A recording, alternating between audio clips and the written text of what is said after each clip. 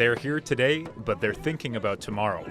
For the second time, the National Energy Board has recommended the federal government to go through with the Trans Mountain Pipeline expansion. I don't know why we don't have the imagination to do something different than the pipeline. I mean, it's obviously a waste of money and time, and yet we're still doing it. Hundreds of pipeline critics gathered outside the board's head office to ensure their voices were heard. We don't want to have to worry about an oil spill in Burrard Inlet as well as in any of our waterways across Canada and in general across the world. Organized by Climate Convergence Metro Vancouver, demonstrators marched down Georgia Street during rush hour. The march came to a stop just in front of the Queen Elizabeth Theatre, where several speakers outlined their opposition.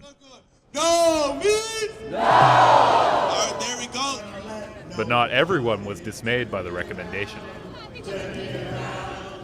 Like, I was just up in Lac La Biche, Alberta, at the first Indigenous-led rally in support of pipelines.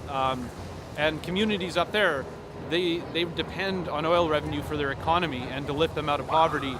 And these people, they don't realize they're assisting in that. They're assisting in the destruction of the economy in Indigenous-held lands. The NEB says an increase in oil tanker traffic would hurt southern resident killer whales and increase greenhouse gas emissions.